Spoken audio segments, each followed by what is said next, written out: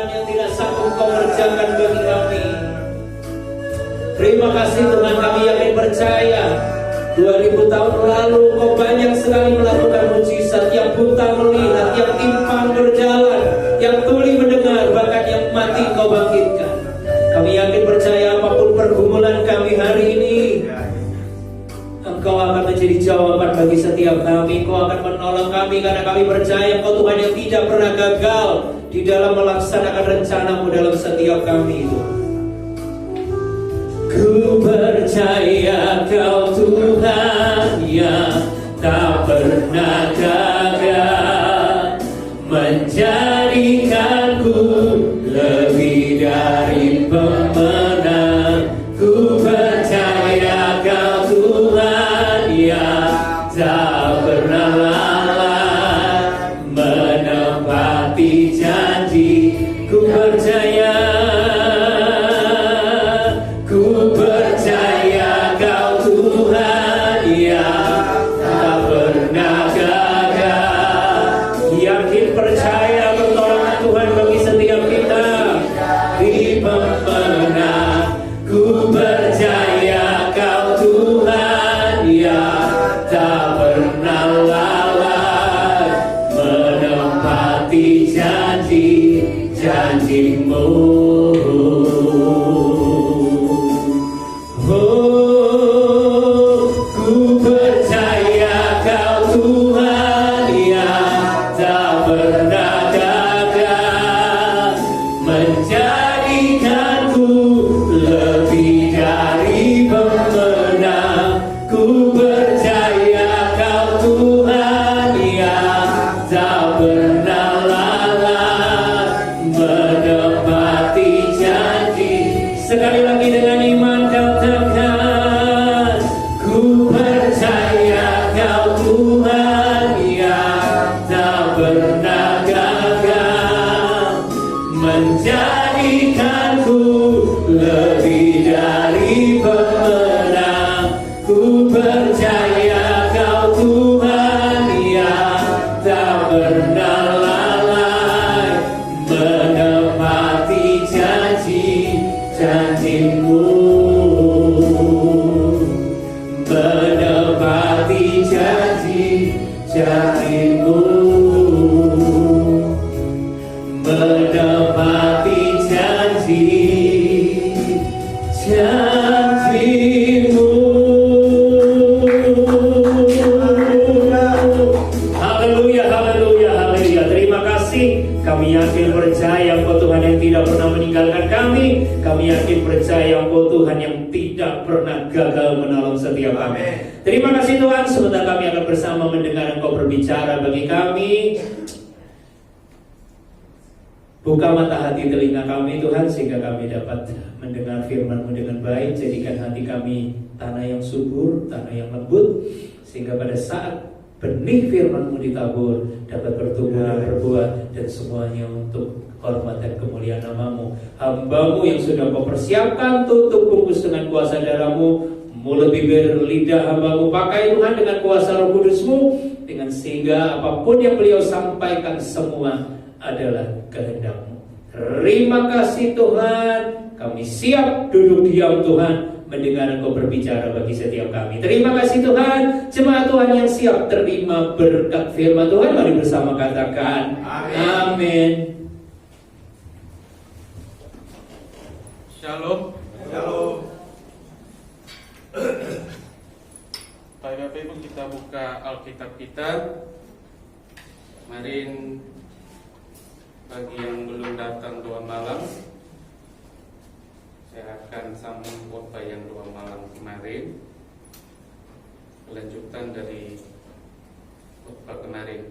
Mari kita buka di dalam Ulangan Bapak Ibu, Ulangan 6 ayatnya yang ke-21 sampai pada ayatnya yang ke-25. Ulangan 6 ayat 21 sampai pada ayatnya yang ke-25. Kita baca. Maka haruslah engkau, anakmu itu, Kita dahulu adalah budak Firaun di Mesir. Tetapi Tuhan membawa kita keluar dari Mesir dengan tangan yang kuat. Tuhan membuat tanda-tanda dan mukjizat-mukjizat yang besar dan yang mencelakakan terhadap Mesir, terhadap Firaun dan seisi rumahnya di depan mata kita. Tetapi kita semua dibawanya keluar dari sana supaya kita dapat dibawanya masuk untuk memberikan kepada kita negeri yang telah dijanjikannya dengan sumpah kepada nenek moyang kita. Tuhan Allah kita memerintahkan kepada kita untuk melakukan segala ketetapan itu dan untuk takut akan Tuhan Allah kita supaya senantiasa baik keadaan kita dan supaya Ia membiarkan kita hidup seperti sekarang ini. Dan kita akan menjadi benar apabila kita melakukan segenap perintah itu dengan setia di hadapan Tuhan Allah kita seperti yang diperintahkannya kepada kita. Amin. Bapak Ibu kekasih-kasih Tuhan, ini adalah suatu uraian ungkapan di mana kata-kata dari seorang Musa, Nabi Musa yang mengulang bagaimana kisah cerita keadaan mereka ketika mengalami kepahitan, mengalami pengalaman-pengalaman yang luar biasa bersama Tuhan, di mana mereka mengalami keadaan yang luar biasa bersama-sama dengan umat Israel. Dia mengulang cerita ini bagaimana orang Israel itu keluar dari Mesir, dari tanah penjajahan. Dalam ayat 23a dikatakan di sana bahwa tetapi dibawanya keluar dari sana supaya kita dapat dibawanya maksud untuk memberikan kepada kita yang negeri yang telah dijanjikannya. Jadi kekasih-kasih Tuhan, sekali lagi ini adalah ungkapan Musa. Orang Israel dibawa dan keluar dari tanah Mesir, dibawa dari tanah penjajahan untuk masuk ke tanah perjanjian. Maksudnya di sini dalam kehidupan sehari-hari kita dibawa dari masalah kita dibawa dari kesulitan hidup kita untuk dibawa kepada kemenangan hidup. Jadi kehidupan mereka dari kesusahan, pengalaman kehidupan mereka dari masalah, lalu Musa berkata dibawalah Tuhan. Dia berkata pada Musa, saya akan bawa engkau dari kesusahan itu ke suatu tempat, yaitu kemenangan. Nah, saya pikir kenapa orang Israel mengalami kesulitan pada waktu itu, Bapak Ibu? Padahal kalau kita katakan mereka adalah umat perjanjian, mereka umat pilihan. Padahal mereka ini umat pilihan. Sepertinya kenapa Tuhan mengizinkan hal-hal terjadi? Kenapa Tuhan mengizinkan kepada kita padahal kita ini orang percaya? Kenapa kita harus mengalami sakit? Kan dikatakan dalam Tuhan segala bentuk apapun masalah yang kita hadapi dalam nama Yesus kita memperoleh kemenangan. Tapi kenapa kenyataannya kita tetap mengalami masalah? Lihat bangsa Israel. Tuhan menjanjikan mereka akan memperoleh kemenangan. Setiap tempat yang mereka lewati mereka akan memiliki kemenangan. Tetapi kenapa kadang-kadang mereka tidak bisa mengalami hal itu? Kenapa tiba-tiba di dalam perjalanan mereka katanya Tuhan akan tuntun sampai tanah perjanjian? Tetapi kenapa di dalam perjalanan mereka selalu ada masalah? Dalam kehidupan kita, ketika saya mengatakan bahwa saudara di dalam Tuhan akan ada kemenangan, amin. Tapi besok ke depan itu Bapak Ibu menghadapi masalah enggak? Ada. Tapi kita sudah memperoleh kemenangan? Sudah. Karena Tuhan sudah janjikan. Untuk mencapai janji itu, maka kita harus menghadapi tahapan tersebut. Kalau untuk mengambil janji kita tidak mengalami hal seperti itu, bagaimana kita dapatkan janji Tuhan itu? Kalau kita cuma senang-senang saja. Makanya justru pengalaman-pengalaman yang kita alami, masalah-masalah yang kita hadapi, itu adalah membawa kita lebih dekat kepada Tuhan. Coba kalau Bapak Ibu dalam keadaan enak, tidak mengalami masalah, Bapak Ibu akan lupakan Tuhan. Tetapi ketika dalam masalah, Bapak Ibu akan ingat Tuhan yang akan membawa Anda keluar dari masalah tersebut. Makanya itulah yang dihadapi orang bangsa Israel dan kita pada saat ini. Kita sudah dapat kemenangan, tetapi kita juga harus menghadapi setiap masalah itu untuk mencapai, mengambil kemenangan tersebut. Kekasih-kasih Tuhan, umat Israel ini di sini dikatakan bahwa ketika umat Israel keluar, dikatakan 40 tahun, maka dikatakan bangsa Israel ini, umat Israel ini bersungut-sungut. Belum berapa lama mereka keluar dari Mesir sampai ke padang gurun, mereka bersungut-sungut. Mereka berkata, apakah engkau membawa kami keluar dari Mesir ini untuk membawa kami mati di padang gurun ini? Apakah engkau membawa kami dari tanah Mesir membawa ke padang gurun ini? Kami tidak makan apa-apa. Di Mesir kami makan daging. Mereka bernostalgia. Kadang-kadang kita begitu.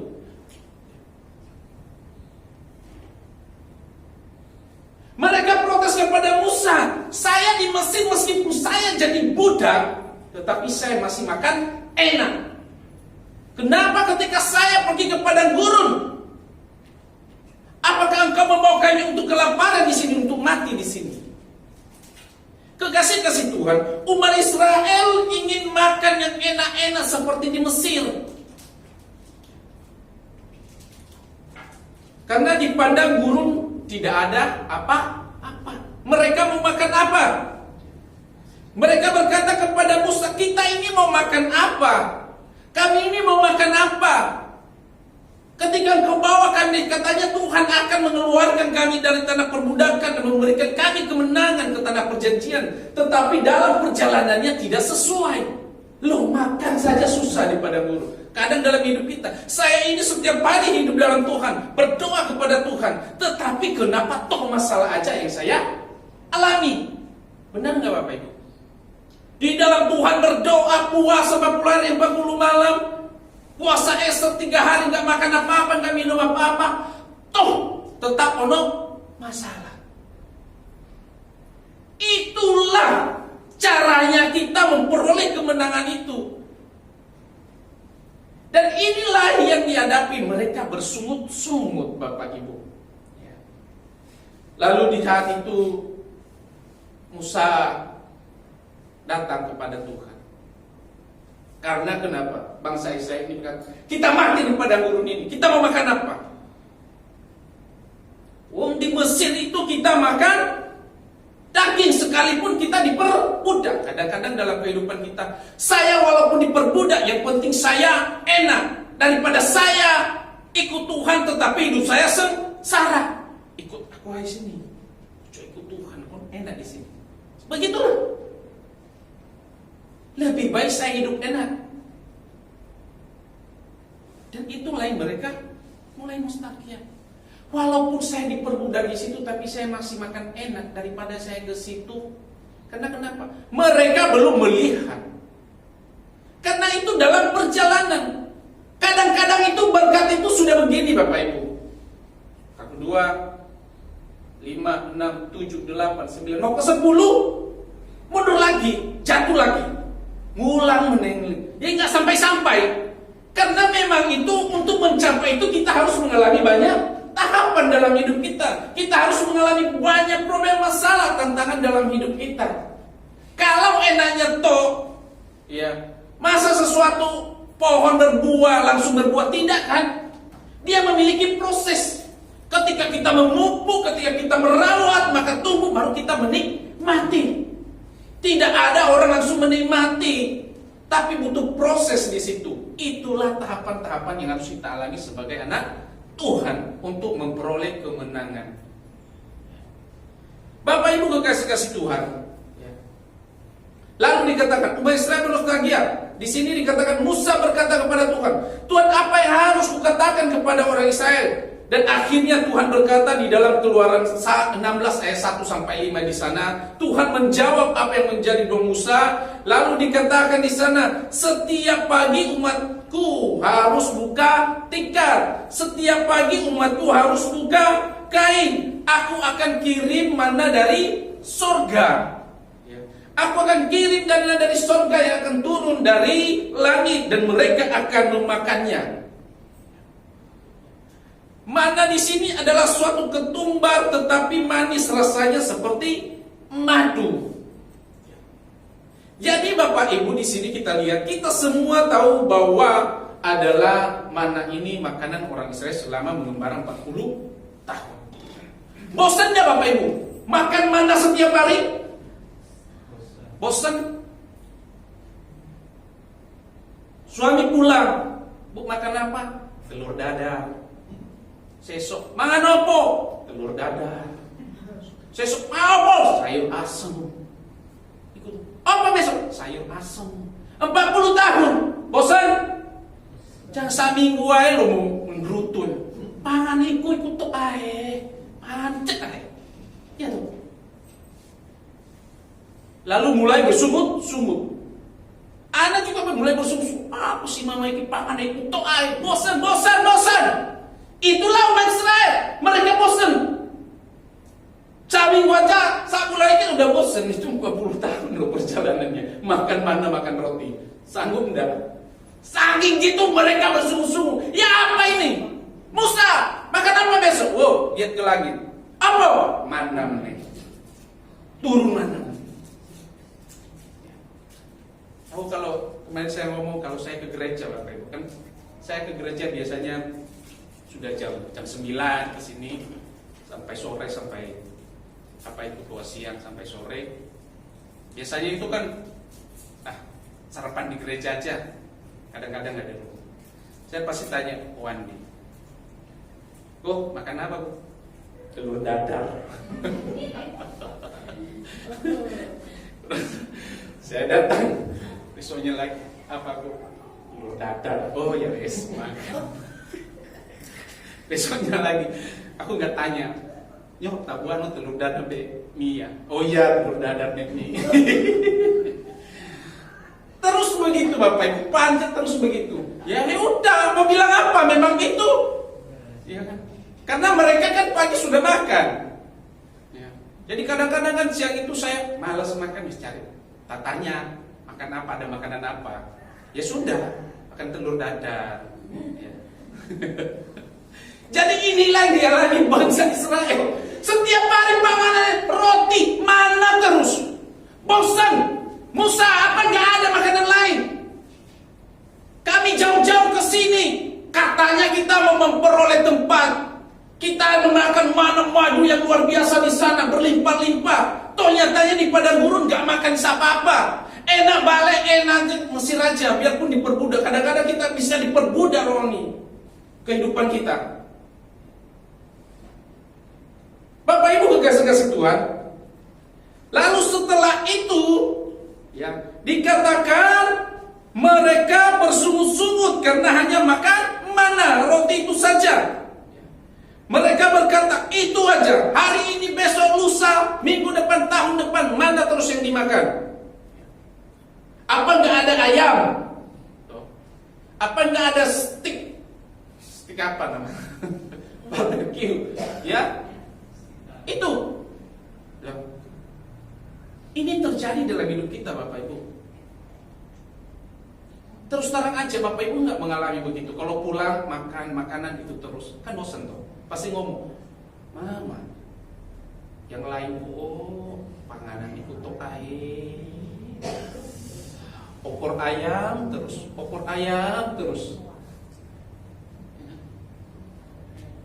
Yang senyum itu sering gitu semua masak terus ya. Ya. Jadi ini, kok ini terus berkata demikian. Maka Musa datang kepada Tuhan, dikatakan. Musa lagi datang kepada Tuhan. Dia berkata, bagaimana Tuhan? Mereka bersungut-sungut. Mereka meminta ini. Tuhan itu luar biasa. Lalu dikatakan, tetapi dalam sungut-sungutnya itu Tuhan mengirimkan apa Bapak Ibu? Burung puyuh. Tuhan menurunkan burung puyuh. Dikatakan burung puyuh ini cm apa 1 meter, sehingga bisa ditangkap. Akhirnya mereka makan daging. Kalau bapak ibu, biasanya orang luar pulau gitu udah nggak makan daging sak bulan, wes pas potong anjing, wes nggak kenal itu mentah atau apa, wes pokoknya cepat-cepat sudah makan daging. Nah, karena mereka baru makan daging, menangkap itu, ya, disitulah saking rakusnya mereka sudah lama nggak makan daging, maka dikatakan mereka makan, ada yang makan mentah. Mungkin keburu ke susu orang lain ngambil, wes cepet-cepetan siapa sempang cepet-cepet.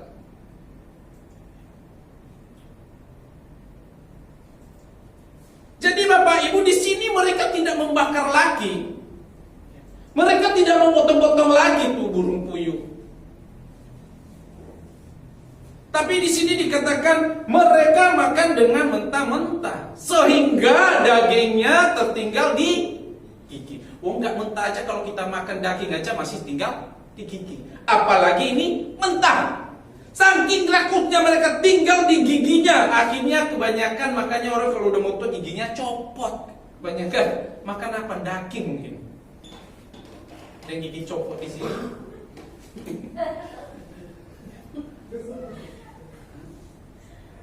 Dan dikatakan Bapak Ibu, ya, kenapa hal demikian terjadi? Makanya dikatakan Tuhan marah sekali. Disitulah Tuhan marah. Mari kita lihat di ayat 24. Ya. Tuhan marah akan tindakan mereka itu. Ayat 24.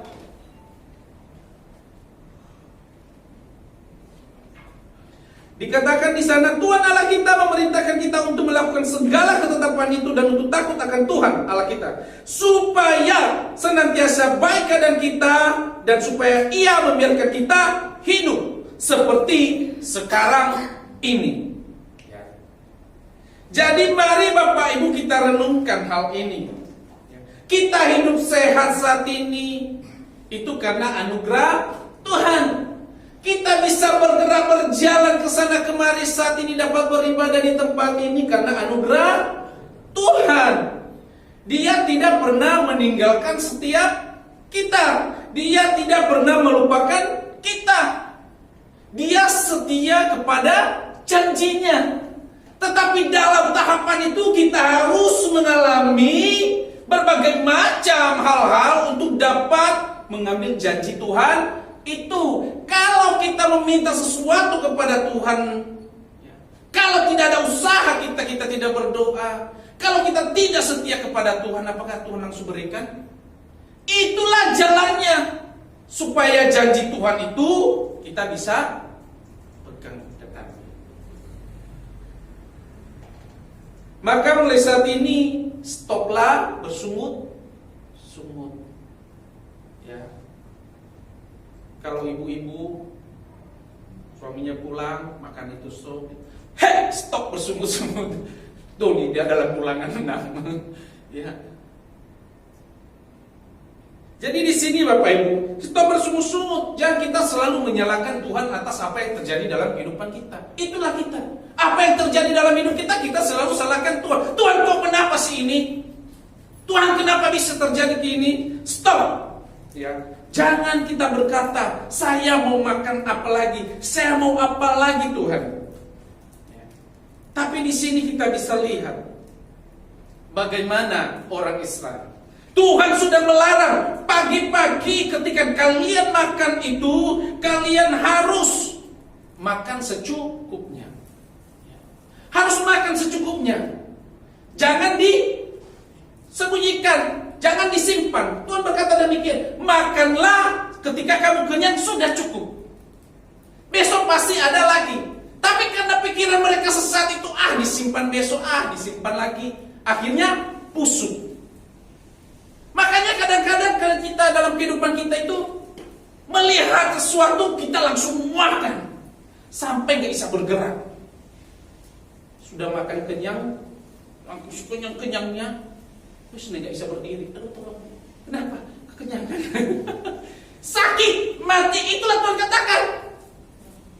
Ya, tuh.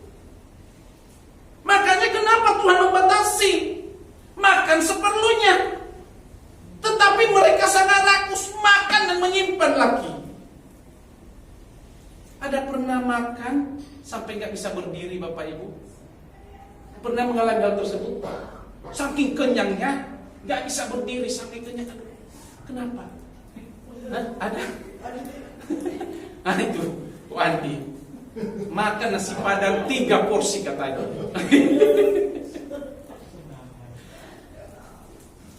Alkitab katakan demikian, makanlah seperlunya. Kalau kamu makan lewati batas, itu juga kamu mengundang penyakit. Makanya jangan bilang, aduh aku kok sakit begini. Salah sendiri. Oh juga kita katakan begitu kok. Makanlah secukupnya. Jangan berlebihan. Jangan ragu sampai Tuhan marah hal tersebut. Jadi di sini kita belajar Bapak Ibu. Ya. Tuhan berkata makanlah secukupnya. Ya. Umat Israel masuk ke padang gurun cukup. Ada mana? Tidak boleh lebih. Mereka harus makan secukupnya. Dalam hidup juga harus begitu. Jangan terlalu rakus. Kadang-kadang kita ini anak Tuhan, ya mungkin salah kita juga sebagai anak Tuhan menyampaikan kebenaran itu. Apa yang kamu doakan, apa yang kamu tangkap, apa yang kamu pinjam itu akan jadi milikmu. Ya. Kan ada yang kita begitu, tapi salah tafsirkan. Masa Bapak Ibu nanti pergi injak HP itu jadi milik. Tadi harus dikebut Bapak Ibu. Oh aku mau jadi milikmu. Karena itu tadi janji Tuhan kepada bangsa Israel ketika keluar dari tanah Mesir. Jangan kita bawa sekarang. Kita keluar dari mana? Kita mau kemana? Terus yang diinjak miliknya siapa? Kadang-kadang kan begitu. Konteksnya kita lihat. Seperti saya katakan minggu kemarin tentang curang Roh Kudus. Konteksnya bagaimana? Kalau kamu dipenuhi Roh Kudus, ya apakah harus juga ada api, kebakar, harus ada angin kencang? Konteksnya dulu di situ kenapa? Karena di keramaian. Jadi orang tahu ada sesuatu. Oh apa di sana? Masa Bapak Ibu kepenuhan Roh Kudus sendiri di rumah, di lantai atas doa, dipenuhi Roh Kudus, terus angin kenceng, gitu. Terus sambar petir, mati, iya dong. Beda konteksnya. Jadi di sini kita belajar. Ya, ketika di sini dilihat, Bapak Ibu, di dalam Yeremia dikatakan di sini, Yeremia 29 ayat 11. Yeremia 29 ayat 11. Sebab aku ini mengetahui rancangan-rancangan apa yang ada padaku mengenai kamu. Demikianlah firman Tuhan. Tuhan tahu rancangan-rancangan kita, yaitu rancangan damai sejahtera dan bukan rancangan kecelakaan. Tuhan tidak pernah memberikan rancangan kecelakaan dalam kehidupan kita. Ketika kita menghadapi banyak masalah dalam kehidupan, Tuhan tidak pernah merancangkan sesuatu itu melebihi dari kekuatan kita. Tuhan tidak pernah merancangkan hal tersebut untuk memberikan kepadamu hari depan yang penuh harapan. Kita harus tahu bahwa ada hari depan yang penuh, masa depan yang penuh harapan yang didapat di dalam Tuhan. Ya. Jadi, Bapak Ibu sangat beruntung. Masa lalu kita, dia sudah pelihara. Masa sekarang, dia juga jaga. Dia menjaga masa kita sekarang. Dia membela kita sampai sekarang. Dan untuk masa depan yang akan datang, dia telah jamin. Jadi kekasih-kasih Tuhan, maka firman-Nya berkata, Aku akan membawa kamu keluar dari Mesir, dari tanah yang dijajah, untuk masuk ke tanah perjanjian. Firman Tuhan adalah jalan untuk hidup. Makanya waktu orang Israel berjalan, dikatakan keluar dari tanah Mesir di dalam padang gurun itu, dikatakan selain menjadi obor penerang tiang awan ini, ya, mereka juga di sana dikatakan bahwa mereka menghangatkan tubuh mereka. Karena kan di padang gurun itu kan pasti panas. Ya. Jadi satu juga itu yang awan itu untuk menghangatkan diri mereka. Tuhan itu luar biasa. Kalau saya pikir lagi, saya pernah pikir, kalau mereka jalan di padang gurun panas, mereka masa 40 tahun sandal begitu aja. Tapi Tuhan rawat. Kalau itu istilah panas kan, tapi luar biasa. Tuhan sudah jamin kadang. Tapi mereka tidak mengerti. Kadang kita kan tidak mengerti. Yang kita tahu adalah masalah kita. Kita tidak tahu bahwa Tuhan sudah memberikan kita kesehatan. Kita tidak tahu bahwa kita sudah kuat, masih bisa saja. Yang kita tahu adalah, waduh, Tuhan belum jawab ini kok Tuhan. Nah itu, akhirnya masalahnya, oh kenapa sih Tuhan? Jadi di sini dikatakan tiang awan dan dikatakan tiang, selalunya kalau malam hari tiang api. Kalau di padang gurun itu kan malam kan gelap, terus dingin, ya kan dingin. Selain menerangi jalan mereka, di dalam kedinginan mereka juga maka mereka dihangatkan dengan tiang api. Jadi luar biasa Tuhan itu. Ya. Di dalam Amsal 6 ayat 25 dikatakan di sana bahwa Amsal 6 ayat 25. Amsal 6, Ulangan 6 ayat 25. Amsal. Ayat terakhir Ulangan 6 ayat 25. Dan kita akan menjadi benar apabila kita melakukan segenap perintah itu dengan setia di hadapan Tuhan Allah kita seperti yang diperintahkannya kepada kita. Jadi kita akan melakukan kebenaran. Dan kita akan jadi benar kalau kita melakukan perintah Tuhan dimanapun kita berada. Apalagi orang yang tidak melakukan dan tidak mau memperhatikan perintah Tuhan. Kekasih Tuhan, mari kita perhatikan kata terakhir dikatakan di sini. Kita akan menjadi benar. Kalau dulu kita tidak benar, kata itu akan kita selanjutnya akan menjadi benar. Akan itu adalah suatu proses, tidak langsung. Jadi tetapi kata akan itu adalah proses. Proses lalu kita berkata kepada Tuhan, ini aku Tuhan. Dibawa keluar dari kegelapan, kita dibawa kepada keberhasilan hidup kita. Jadi itulah maksud dari sini. Kita dibawa dari ketakutan hidup kita, dari masalah kita, dari berbagai macam cobaan yang kita hadapi, untuk dibawa kepada ketenangan dan dibawa kepada keberanian di hadapan Tuhan. Jadi Bapak Ibu, dengan kita bisa melihat bangsa Israel ini, mereka keluar dari tanah penjajahan di tanah Mesir ke tanah perjanjian. Mereka mengalami banyak problem, tetapi pada intinya janji Tuhan tetap ada. Mereka sampai dapat, tapi itulah proses. Mari kita sekarang ini, jangan kita selalu bersemut-semut, jangan kita selalu stop berkata ini, itulah, makan ini, gak cukup lah, segala macam. Besok beginilah, takut-takutnya beginilah, besok-besok wedi mati, wedi gini, besok bantu, besok makan apa besok, tuh yang dihadapi. Belum menjalani besok, makan apa besok. Stop berkata hal demikian. Tuhan berkata, aku sudah menentukan janji itu. Tinggal berjalanlah dan lakukanlah, maka engkau memperoleh kemenangan. Demikianlah firman Tuhan.